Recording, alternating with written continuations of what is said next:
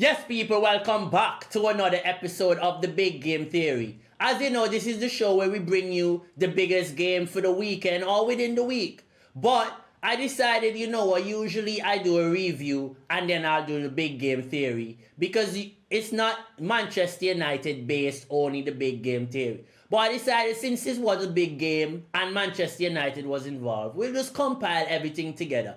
So in today's show, we're going to be talking about Troy Deeney's, talking about Gyökeres. We're going to be talking about Ruben Amorim, answering the reporter about the goalkeeper situation. We're going to be talking about the ref watch and the decision between Saliba. Was it a penalty? Was it a foul on BAYINDIR? We're also going to be talking about Arteta's, what he had to say about Arsenal after the game. All happening today on the Only Yaya. But before we do all that, please people, don't forget to like, share and subscribe to the page. We have so many views but we're not getting the subscription. So please do me a favor so I can keep bringing you great content going forward. So let's jump straight into it. Now, Manchester United and Arsenal, beautiful game. We saw Manchester United bring intensity, high press. Surprised a lot of people. We thought Sesko would have started, but obviously we know that in this time he didn't have so much time training with the team. The manager said, the emotions and him signing for a new club and a club he's supported for a while, and I just think Amorim is trying to manage all the media around him because, once you sign as a number 9 for Manchester United, the media have it straight away. You should be 30-year-old Robin van Persie, even if you're 20 years old Rasmus Højlund. Or you should be 28-year-old Ruud van Nistelrooy, even if you're 20-year-old Rasmus Højlund.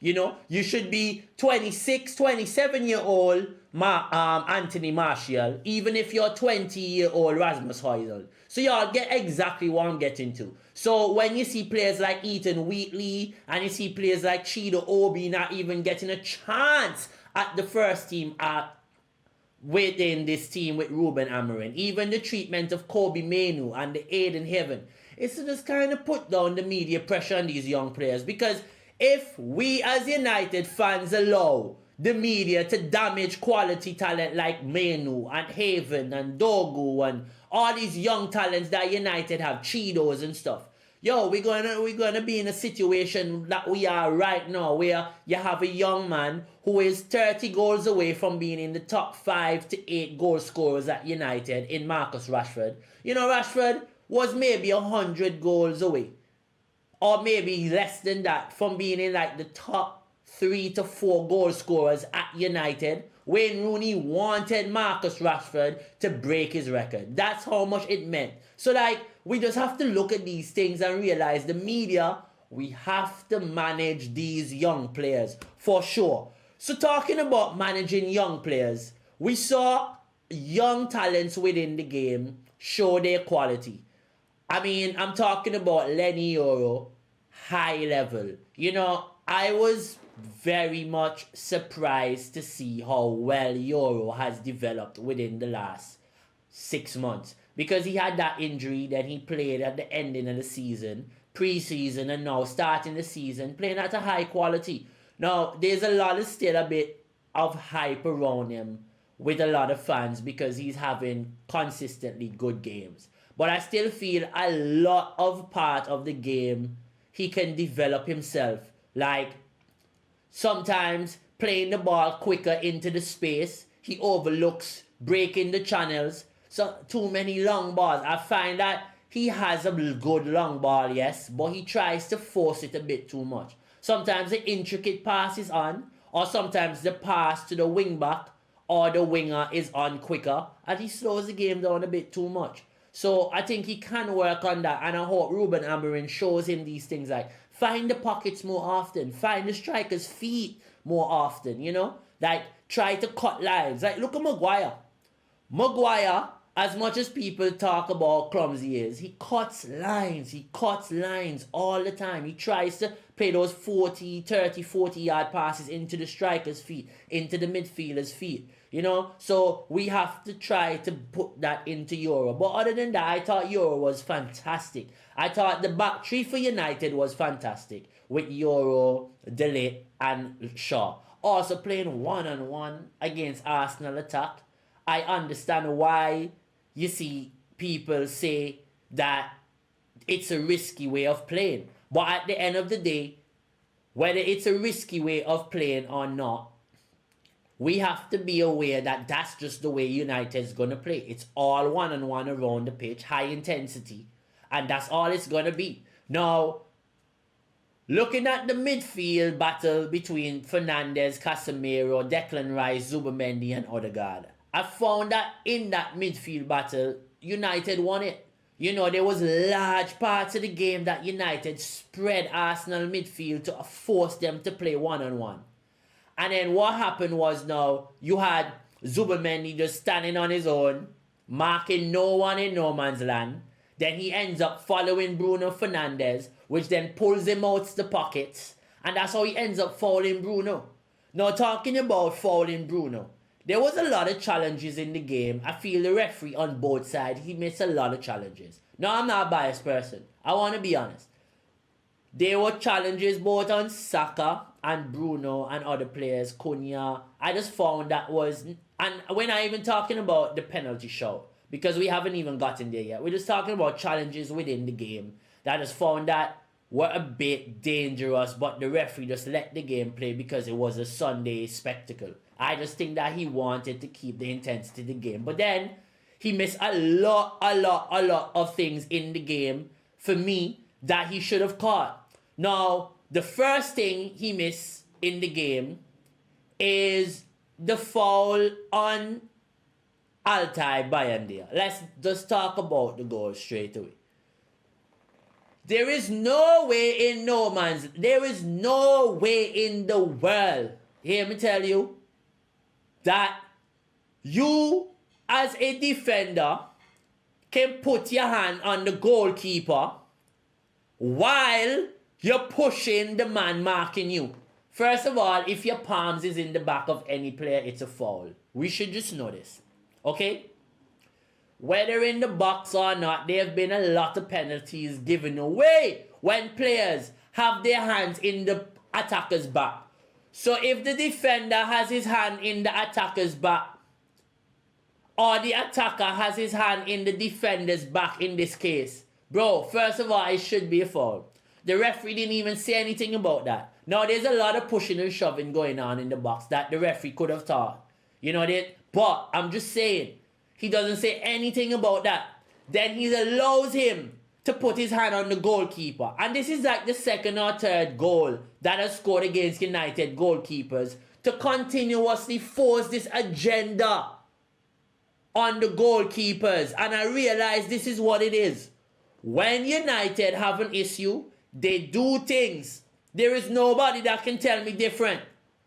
When Onana was going through a little period, remember the goal I scored? I can't remember against who. And they had their hand on the guy. And they didn't even call the foul, bro. They do this. And it needs to stop. And this is why the fans need to do more, as they need to help these guys. Now, this is what Ruben Amorim had to say about when this idiotic reporter tried to ask him about the goalkeeper situation. This is what he had to say to them. He just said, listen, you know, my boss, hey, what thing, right? Ruben Amorim, he ain't no plaything with them. He serious about this thing. When he answer for real. If there's one thing I respect this man for, he don't hide his emotions for nobody. Nobody. And I respect him for this. Now, here what this idiotic reporter had to ask Ruben Amorim, right? And this is why sometimes as a as a coach, you can't even study these people, dog. Because they're just stupid, some of these reporters. I don't know how these people get in these rooms. You know, they go to school, they get a degree, and all of a sudden they are top journalists. Top football journalists. It's time we just put people that love football to ask football questions. It's not science. You know, it's not... Bro, it just sickens me, right? To know that when you look at the TV or you listen to these interviews, you listen to some of the stupid questions these people ask. And then as a coach, in your emotion, you have to hold that in and be like, you know, diplomatic about the situation. But bruh, come on, man. Like, it's time people have to do auditions and so for these things. Have a group of 1 million people and interview them. And let's see who asks the best questions. Because everybody just feeding for talking points. But yo, we in a period where people fuck the talking points. Let's get information. Let's evolve the game. Let's understand what the coach is thinking, why his decision was made. You know, that try to get like a story about a goalkeeper. But anyways, bro, let me just run this so you all can just go on a rant like me. Because it's stupid. Listen to this. Rudy, did you give any consideration to starting Tom Heaton head of outside? Because he's conceded a goal similar to that before. Why? I think a lot of people might argue that Tom's a better keeper than him, with more experience in the Premier League. But he suffered a goal like this where? Without VAR. Without VAR. With VAR, with VAR is a foul. And then what happened in the next game? What happened in the next game? No, not at Wolves. The next one, Arsenal. Who saved the penalty? Who saved the game? All the game. No. Before the penalty. You don't remember the game. I remember the game. Altay was unbelievable in that game. So I consider everything to put one on another, and I choose Altay. Hey, shout out to this man. You know? Because they're trying to get him to turn against his goalkeepers. They're trying to get him to force the man hand to speak bad about his players. No. Bro, millions of people are watching these videos. There is no way in the world the man could try to turn on his goalkeepers at the starting of the season when he not even sure, one, he getting a goalkeeper, and two, he probably happy with them. You know what I mean? He probably actually happy with the goalkeepers. He probably maybe want another one for all of them to compete. But how do y'all know the man not happy with the goalkeeper? Oh, because he want to get another one. So because you get another player in a position mean you're not happy with the players that you have. So you're not supposed to strengthen your squad. You're not supposed to have squad depth. Nothing. So they're just asking the man retarded questions for agendas. You know what I mean? Now, talking about agendas, right? And talking about stupid questions. Now, Ruben Amorim spoke about VAR. So we're just going to speak about a little bit about VAR. Now, VAR decision is to make the game better. VAR was brought in the game to make it better. Bro, they've made the game worse. I have not seen anything that has proved to me VAR has helped to improve football. It's made football worse. It's actually allowed agendas to continue. It's actually made them put title races for who they want, when they want. You know, when you look at some of the decisions made for some of the big teams, bro, it's a piss take and it needs to stop. And this is why these things were brought into the game. These things weren't brought into the game for the betterment of the game. These things were brought in the game for the bookies to make money, dog. Because the more and more controversy in the game is the more and more odds, is the more and more you can bet, is the more ways in the game you can bet. Bro, they do the... Y'all don't even know about futures. Some of y'all don't even know about futures and so. Players to get a red card. Players to this title race. Bro, all kind of things on all these apps. This is what this was made to do. So let's not sit here and act like we're delusional and it's making football better. They're making football worse. And then they put idiots on the TV, right? Like this guy I'm about to show you right now. They ask him a simple question. And this man has never, ever, ever, ever, ever, ever, ever, ever, ever answered any question at all about this football, any decision made by these referees. He defended to the T. He has never in his life once.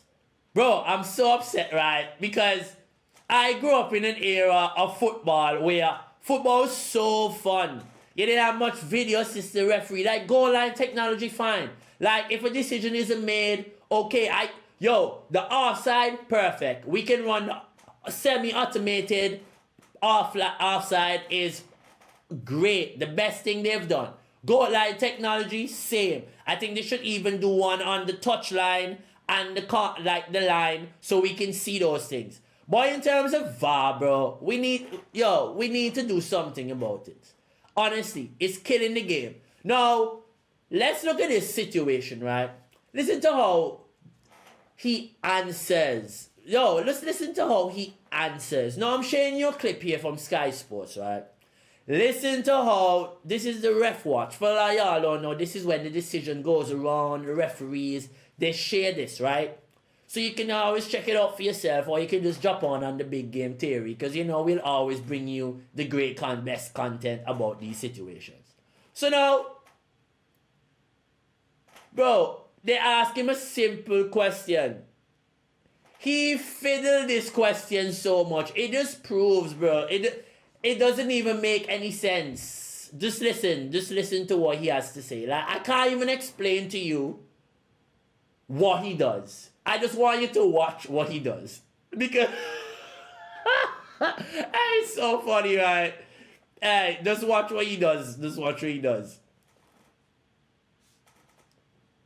CUNHA, what did you make of this one then, Dermot?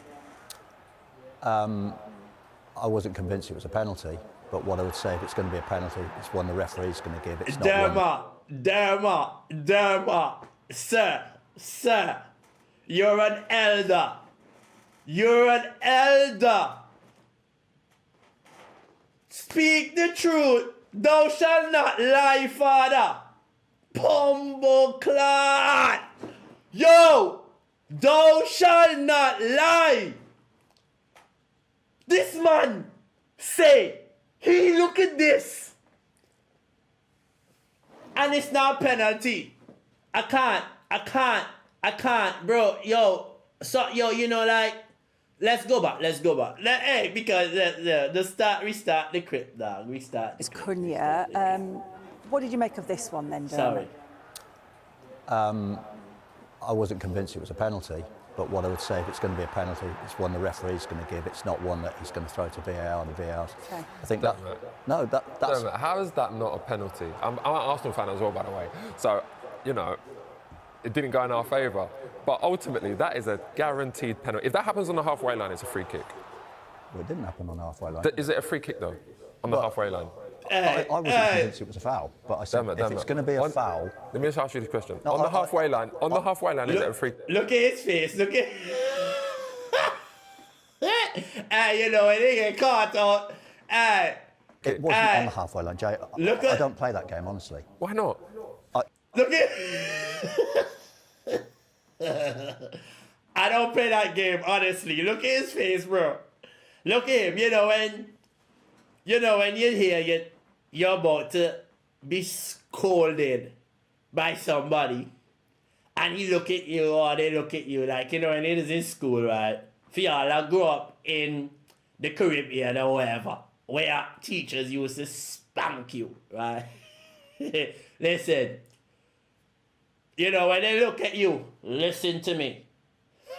Listen to me.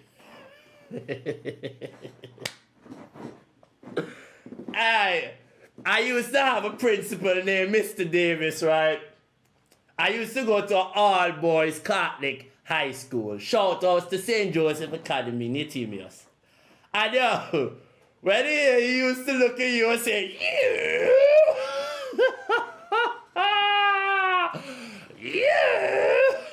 Hey, Mr. Davis, shout out to you, sir. Hey, but look at this man's face, dog. Hey, let me just continue the clip, right? Sorry, people, but let me just continue the clip. Look at him. He don't play this game. Remember, that's what he just say. He don't play this game. He don't play this game. What game you playing? You lie. That's the game you're not playing. You should tell the truth. Honesty is the best policy, father. A free kick on the halfway line should be the same as in the penalty area. I agree on that. That's why. So was it a free kick on the halfway line? No, not a foul. That is definitely a foul. He's come through the back of him. If that happened to me, you know, the ball was there. He's came through the back of him. He's hit the foot that he's planted. He's hit that foot. The ball's gone nowhere. It's dropped in front of him. It's a penalty. And Kühne dropped back into it. Yeah, it's a penalty. It's still a penalty. But he hasn't touched the ball and he's put his foot there. If he fouls him, would he not go forward? Okay, if he's not there, he doesn't go down. He controls the ball. But if he fouls him, would he go forward or backwards? Doesn't matter where we go. Ultimately, the ball's come into him. He's backing in like this. He's backing in. He's put his foot there to shield the ball. The ball's come there. It's dropped there. Saliba's made that challenge. He's gone to ground, which he shouldn't have. It should be a penalty. He didn't have to go to ground either. He could have just got there, stand on his feet and wait to see what he was going to do. But he made that decision. I will stop it before I get copyrighted now. But yo, is the man lying? Is the man lying about the situation? You know, the man made some really good points. If CUNHA touches the ball, right? Yo, look at this. Look at this graphic for 1 second. Look at this. You trying to tell me that's not a foul? Come on, man. Come on, man. Come on, man. You know, I watch so many decisions be run. And if you all haven't noticed, right? United fans. United TV, all these people that they say they're United fan channel, right? Because United have maybe about 1 billion fan channel. And none of y'all pressure the referees and them into making these decisions, into answering for the stupidity. But you see, other clubs, fan channels, they do that. Other clubs, managers, they do that. You know, Liverpool from the minute, hey, I remember a time Jurgen Klopp talk about Manchester United penalties. And I think it was nearly a whole season United didn't get penalty. When there was VAR. People, y'all need to use y'all platforms to force some of these referees out the Premier League or for them to answer for these decisions. You know this 8-second rule or you get a corner kick, right? This has been a talk that happened maybe around 2 years ago. Randomly, somebody said it now. And it actually came up about, and then look at it, implemented in football. Somebody spoke about they should bring video analysis into football. Boom, come up in football. So y'all need to pressure them to force the referees to answer for some of these horrific decisions they make. Because let me ask you a question. It's the 80... Let's just be unbiased for a second, right? Just all football fans all over. Let's just not be biased for a second. Let me just ask a simple question, right? Simple question. If it's the 88th minute, right? And there's a controversial decision within a challenge for a player, right? And there's something called the video assistant referee. Don't you think, by right, no matter what, it's in the right for the video assistant referee to go and watch that decision and say, hey ref, you know what? Saliba didn't win the ball now. Could you go have a look, please? Isn't that what they were brought in for? To simply see simple mistakes and then advise the referee to go have a look? You see in other games, they're refereeing the games. You see in other games, they're stopping the games for things even smaller than this. Yet a decision so big in the 80-something minute, in a massive game, at the team's home, nothing works. You just decide this is not a decision at all to happen. Alright, fair. Enough of that. Now, Troy Deeney, ex-Premier League striker, had a lot to say about my boy Gyökeres. Now, everybody might not know, but I'm a Viktor Gyökeres fan. I just think Gyökeres have a really sick story. Like, it's very inspiring. You know how he couldn't make teams. He had to go to the lower tier football, work his way up to end up over the last 2 years. I don't care where he played. Just for the journey he's had, bro, he deserves to go to a league and score 100 goals. I still believe he will score goals, right? But Troy Deeney doesn't believe that. So this is what he had to say about Gyökeres. Okay? They asked him something about Arsenal. I can't really remember exactly, but they were just talking about Arsenal. And he was just talking about the foundation of the back four. But after that, he had something to say about Gyökeres. So just listen what he had to say and tell me if you agree or not. Goalkeeper and says, this is everything I've got. This is what I'm going to build the foundations of. Again, a lot of chat. I said it probably a couple of months ago now. Gyökeres for me is not the answer. I know it's only one game in and people say he's rusty. But if you look at his movement, the way he was running, again, there was an incident where he went through 1v1 and stands on the ball. It's just, for me, I think you're going to see, and I've said it in the column in The Sun on the weekend, you're going to see Havertz start more games than you will Gyökeres over the course of the season. Really? I think the problem for Arteta is... So what y'all think about that one? That is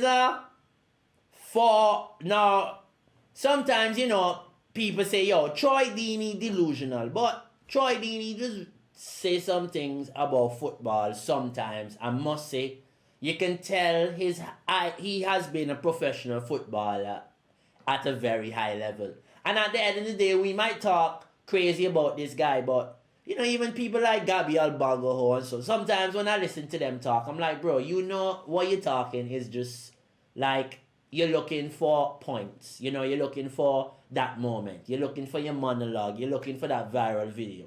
Like you can tell, because there is no way, first of all, as a professional footballer, these guys, the way they criticize some of these professionals, it's like they hate them.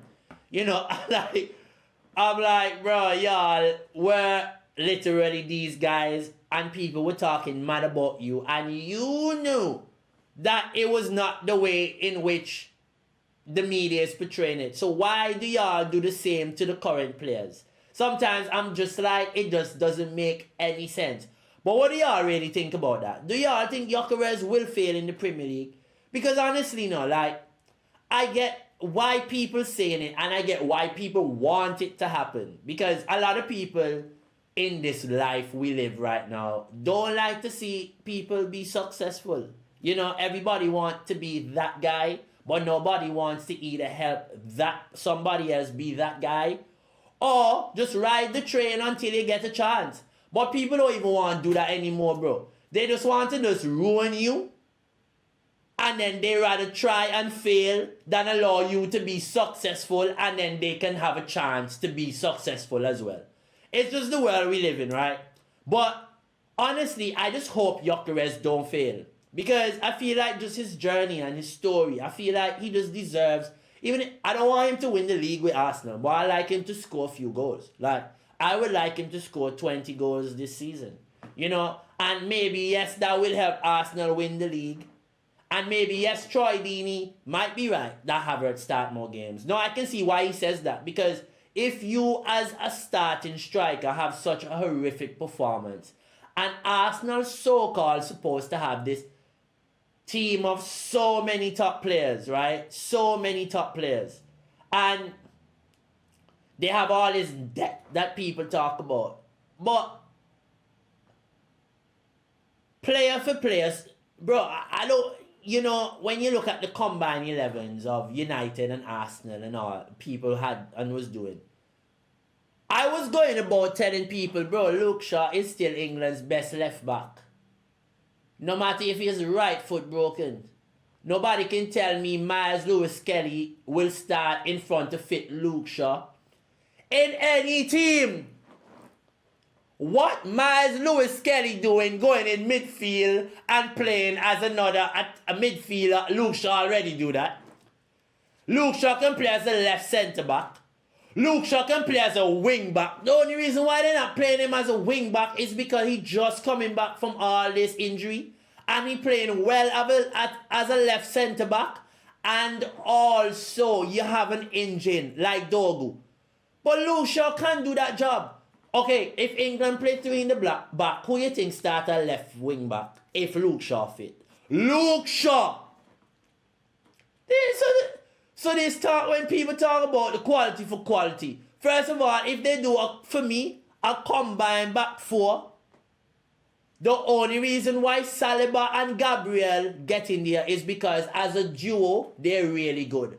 But for me, if I was picking a back 4, I have to pick my boy, Lisandro Martinez, William Saliba, Luke Shaw, and Julian Timber. That would be my back 4. And Raya in goal. Because Raya is David De Gea. I just want y'all to know that. Raya is David De Gea. But if I had to do a combined 11, what's wrong with that combined 11? You know what I mean? But people, Luke Shaw injured. Luke Shaw play more football than Miles Lewis Kelly playing his whole life. So then when people talk about Miles Lewis Kelly, only have a little bit of experience. The amount of experience Luke Shaw done have. You can tell me a fit Luke Shaw don't stand in front of this youth. Now you look at the midfield combination again that they try about this combined 11. Okay? And that's why I didn't do a combined 11 now. Because I was like, it's just a waste of time because everybody just have the same points. But when you look at the start the 11, okay, they do a 4-3-3. Okay? They try to do it now in a way where, okay, they have one CDM so they can fit in Arsenal players. Now, it makes no sense. You look at all of them, Sky Sports, all of them, they combine 11. It's all the same talking points, bro. Bruno Fernandes and Declan Rice can play at the 6. Double pivot. And CUNHA at the 10. What is wrong with that team? Nah. People have big argument CUNHA playing in the midfield when CUNHA is a natural 10. CUNHA can play across the whole 4 front positions. Calm left, right, and up top. He showed it in Manu already just in that short period of time. He can play all the positions. Now, whether you're inside left or outside left, once you understand football, you can drift in and out. Look at Mbeumo, never played that position in his life. Never. And look how he just slid into that position because he have a football IQ. Now, the worst thing that I see a lot of people do as well is compare players like Rasmus Højlund, right? Compare him to like a CUNHA or Mbeumo or Garnacho. Bro, these guys are 4 or 5 years older than these guys. Now, let's just do mathematics for a second because I don't think a lot of y'all even look at football this way. But this is why Yaya exists. I'm going to educate y'all. And soon from now, right, y'all gonna realize, damn, this youth really understand this sport. Now, 3 years of football, right? Let's just do the mathematics. So, if I'm 3 years older than you, we're not even going to do 5. Because if I do 5, y'all going to realize how ridiculous sometimes a lot of these people be talking. You realize, right, that in 3 years, a professional footballer plays maybe around, so in the Premier League alone, they play 38 football games, right? Plus FA Cup, so let's say 40 games a season, okay? Maybe you don't play all the games, so let's just say you play 40 games a season. Times 40 by 3. That's 120 people. Imagine if now you say, hey, this guy has scored 30 goals in 120 games. You know how many football games that's 3 seasons. Now, a football season happens every year, so that's 3 years. Now, imagine Rasmus Højlund is 20, and people like Alan Shearer compares him to a player like a Robin Van Persie. or compares him to a Ruud Van Nistelrooy, a Andy Cole, a Dwight York. None of them was at Manchester United at 20 years old. So all this experience, you know, when Van Persie was at Man United, what age he was, bro? 30 years old. So 10 years. So that's 1,000 games. Hey, so watch this. 40 times 10 is 400.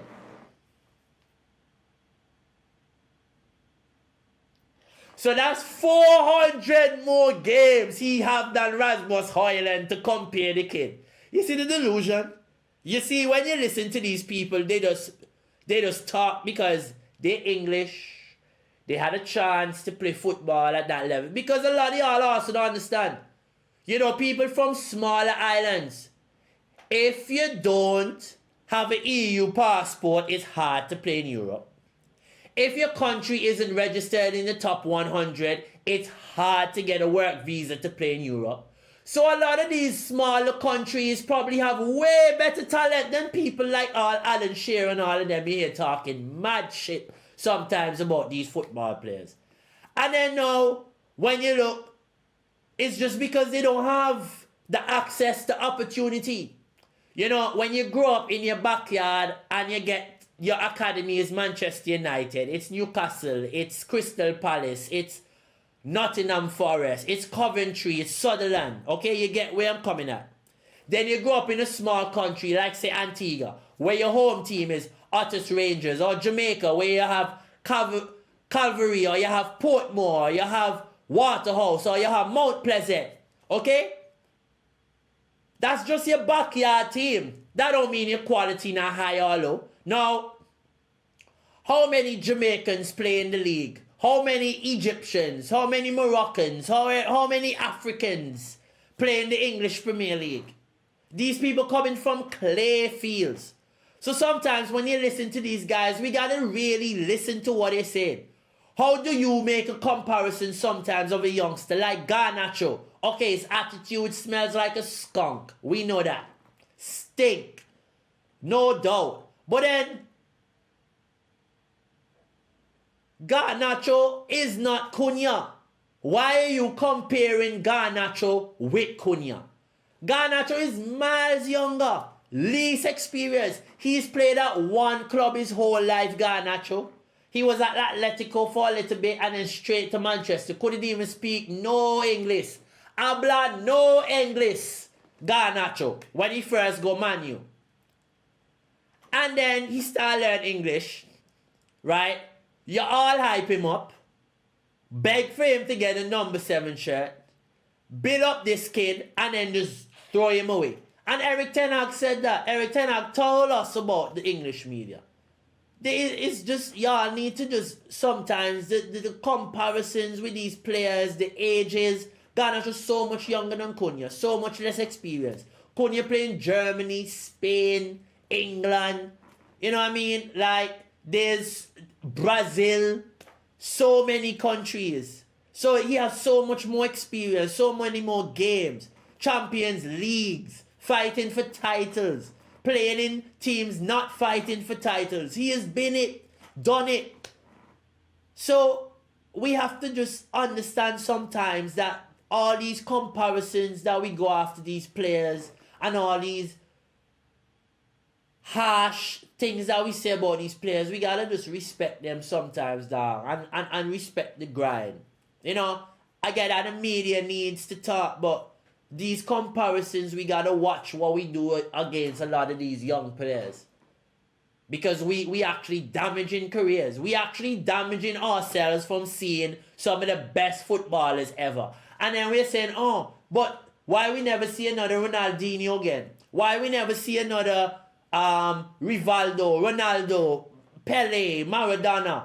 Bro, the reason why we don't see those players is because when those players were playing football, right, there wasn't no media coverage, social media coverage, and YouTube, Instagram, people making shorts and reels and live. Bro, there was the paper. Not everybody even getting the paper. You know, you used to have to buy the newspaper. Now the newspaper, you go pick it up. Bro, you used to have to buy the newspaper. I remember as a kid buying the newspaper. Being sent to go buy newspaper. That's how you're getting your news. And on TV, whatever the TV says. You know, then you had the Jogo Bonitos and you had a bit of advertisements coming on. But, bro, these guys had time and these guys could have done whatever they wanted to then become great. I'm not saying that they didn't have publicity. Look what they did to David Beckham and all these other players. I get that. But it was not like now. And when I see players like Gary Neville and so on all talking like the social media and all this was like how it was then back then. Like, it's just, bro, come on. Like, we all as humans have watched the world evolve. So you're not going to sit down there because you're an ex-professional and tell me you just have the same scrutiny like the players now who I can go on Google and research and find a million pictures of any player right now. Tell me you couldn't do that in Gary Neville time now. Go on Google and Google search Gary Neville and find 1,000 pictures, 1,000 GIFs and all these things. They don't need to stop, bro. They need to stop. You listen to Roy Keane and all of them. They just need to stop. Let the team be. Oh, Manchester United can only come 8th. Who the fuck are you to say that? You know what I mean? Like, you used to be in a team that used to be daily 8th and 9th come Christmas. And then you all start spank everybody come up. All of a sudden now, this United team can't do it because he don't have Roy Keane. Bro, Bruno Fernandes way better than Roy Keane. People might say, oh yeah, you delusional. Are we watching football? Yeah, Roy Keane might pass the ball side to side and don't fucking lose it. But at least Bruno Fernandes try things in a team that's bad. Imagine if you put Bruno in Ferguson team. Will he play? He would play. He work hard. He always available. And he good on the ball. He can shoot goals.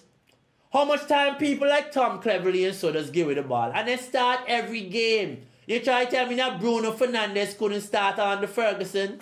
It's delusion. That's why when you listen to their talk, you just know it's just jealousy and hatred sometimes, dog. But hey, it's been your boy Yaya, just bringing you news about the big game theory. You know, I had to talk about all these things because it's just nuts on the football platforms at the moment. But don't forget to like, share, and subscribe to the page and keep hitting the bell for notifications. We have In and Out Rumors coming out soon. We have a fresh show coming out for you after the 6 to 8 weeks of the season called Fresh Time for Tactics.